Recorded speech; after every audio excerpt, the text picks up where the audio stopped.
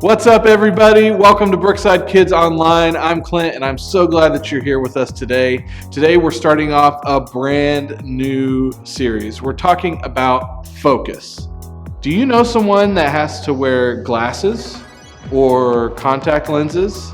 I'm wearing contacts right now. You see them? You see my contact lens? You see it? No? Well, it's clear. You're not really supposed to see it, but it helps me see things clear. It helps me be able to focus on things. Well, this month, we're going to be focusing on something that is important. We're going to be taking a closer look at faith. Faith is trusting in what you can't see because of what you can see.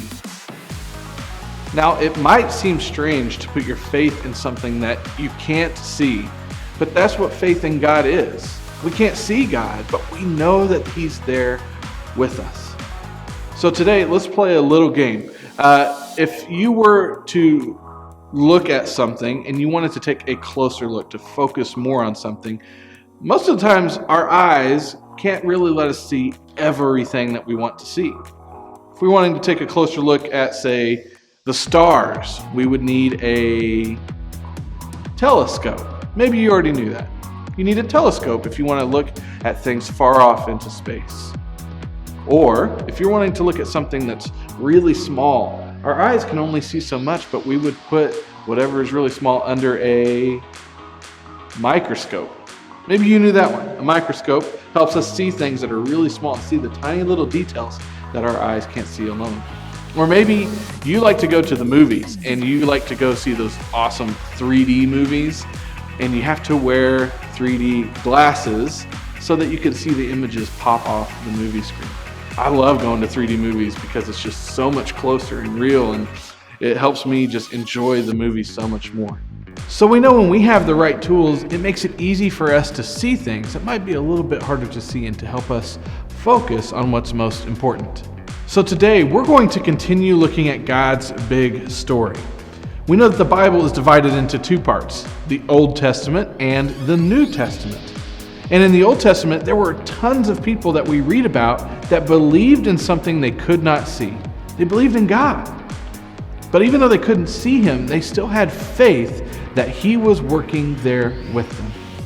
Today's story, we look in the book of Hebrews. And the book of Hebrews is actually a letter. And in chapter 11 of Hebrews, it talks about all of these people that had faith in God, who they could not see, but they knew was there working with them. So let's check this story out, and I'll see you guys on the other side.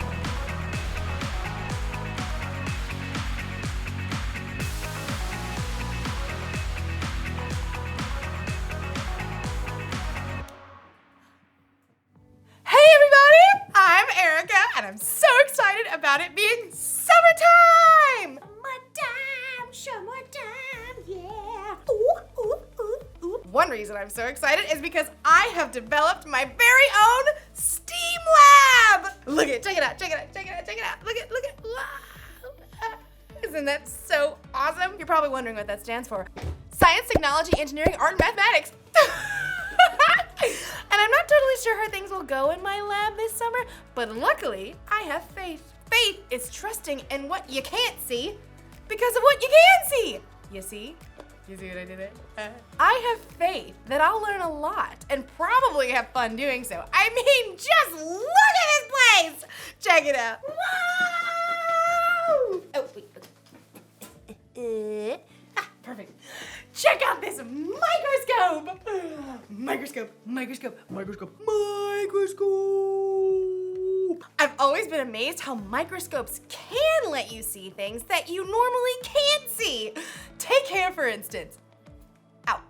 Ah, look at that one. See, it looks like a thin line. Mine's kind of curly. Ooh, you can't see it, can you? But put it under a microscope. Wow. Cool, right? What about the inside of a piece of grass? Put it under a microscope. Whoa! Look at that! The inside looks like a whole bunch of smiley face emojis.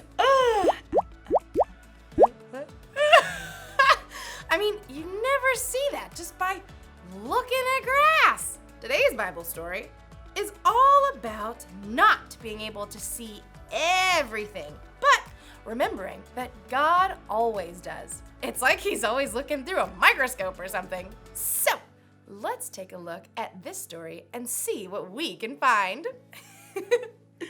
Unbelievable! Is that really what my hair looks like? Yeah. The Bible. It's 66 books of history, stories, letters, and poetry that fit together to form God's one big story. The epic adventure of how He created us and loves us so much that He made a way to rescue us.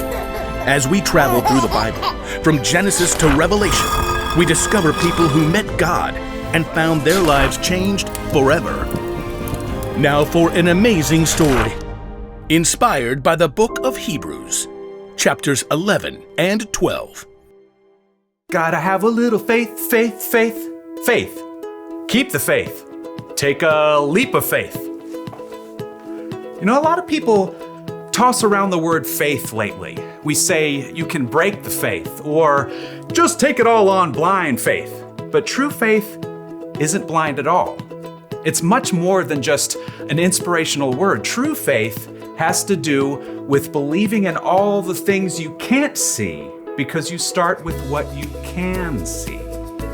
Now, we can't see God with our physical eyes, but we can see the stories of people who came before us.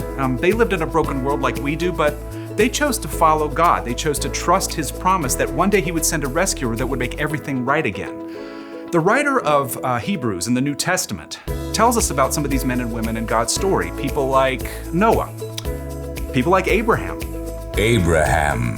When God called Abraham, he was already getting old. He and his wife Sarah didn't have kids. Leave your country and your people. Leave your father's family. Go to the land I will show you.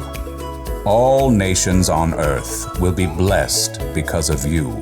God was planning on sending His rescuer as one of Abraham's great, etc. grandchildren. But still, even though Abraham had God's promise, he still couldn't see the one God was sending. Still, Abraham went on a wild adventure, following God's call. And even his descendants, Isaac, Jacob, and Joseph, all chose faith in God. Moses, too, was called by God from the fiery heart of a burning bush. Even though he was raised by Pharaoh's daughter, he chose to stand with his own people and face Pharaoh's anger to win freedom. We read about it like this in the book of Hebrews. Moses suffered shame because of Christ. He thought it of great value. See, when you check out Hebrews, you discover this huge list of people who followed God by faith, so many that the writer just stops trying to list all of them. Oh, but we can't forget Israel's most important king, David. Get up and anoint him. This is the one. Even though God had promised David would be king, though, David spent years on the run from King Saul, fearing for his life. Still, he chose to trust God. The Lord is my shepherd. He gives me everything I need. Now, none of these people in the Old Testament could see with their eyes how God was going to save His people, but they could see how He was working in their lives, how their needs were being met. So they chose to believe in His greater plan. They chose faith. Faith is being sure of what we hope for. It is being sure of what we do not see. That is what the people of long ago were praised for. Now, here's where the story turns. In Hebrews, we discover that none of those people in the Old Testament received what God had promised here on earth. That's because God had planned something better for us, so they would only be made perfect together with us. God's plan includes all of us from the very beginning of creation. So at just the right moment, at the perfect point in time, God sent His rescuer, the hero, His very own Son, Jesus. Jesus showed us how to live. He showed us what God was like, and He told us the most important thing. If you love one another, everyone will know you are my disciples. Love God, love others. It's the heart of the whole story. But then, Jesus was killed, and His friends thought the story was finished. Period. Dot. The end. Until God raised Him back to life. Jesus has defeated death, and those who follow him can live with him forever. But how do you follow someone you can't see? Well, that brings us back to faith. Let us keep looking to Jesus. He is the one who started this journey of faith, and he is the one who completes this journey of faith. He paid no attention to the shame of the cross. He suffered there because of the joy he was looking forward to. So think about him. Then you won't lose hope. The early believers, Peter and John and other followers of Jesus, had seen him teach and heal. They saw him after God raised him to life. But after Jesus returned to heaven, the believers continued to live by faith. We have to speak about the things we've seen and heard. Because of what the new Christians in the early church had seen, they could believe in what they could not yet see, the end of the story, where God makes everything right. They kept the faith, and because they did, we can choose faith too.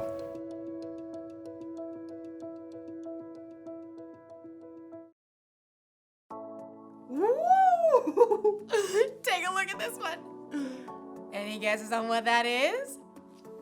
It's the inside of a carnation stem.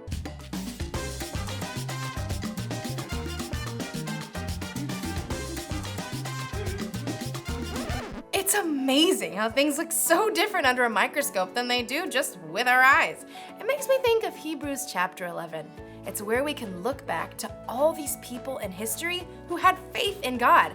Even though they couldn't always see how things would turn out, they believed God and his promises. They lived by faith. And you can live by faith too. In fact, having faith in Jesus and what he did for you on the cross is what makes it possible for you to have a relationship with God.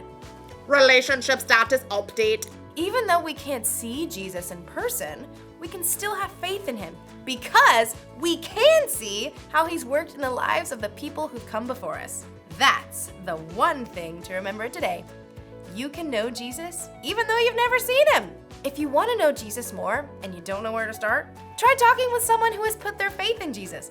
Or you can read the stories in the Bible of the people who trusted God long ago.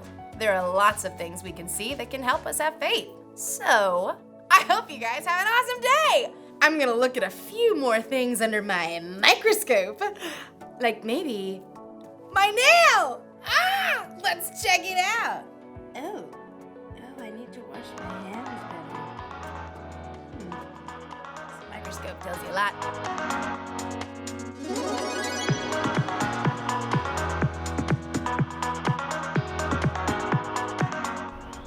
Wow, I love reading Hebrews chapter 11 because it just lists all of these people that believed in God so long ago.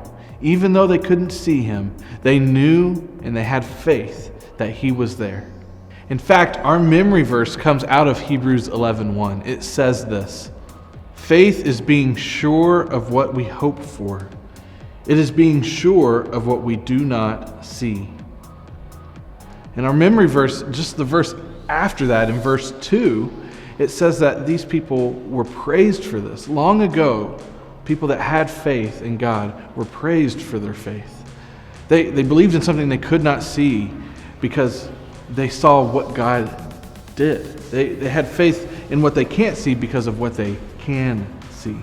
And Christians all throughout the years, the early Christians and us today can read these stories of how God has been faithful and has been with us all along. And we can have faith in something we can't see, God, because of what we can see, the stories of faith throughout the Bible. And that reminds us of our bottom line today. Our bottom line today is, you can know Jesus even though you've never seen him. So how can you be sure of what you believe? How can you grow in a relationship with Jesus even though you can't see him? Well, maybe you can talk to a friend who believes in Jesus, or maybe a family member, or even us here, maybe a small group leader. We would love to come alongside you and learn together and grow closer to Jesus. Or we can read stories in the Bible and see how God was working throughout Scripture in people's lives. So you can know Jesus even though you've never seen him. We've got some more links below and some activities for you guys to do together. We hope that you guys take the time to do that to help your faith grow during this season. And we'll see you guys next week.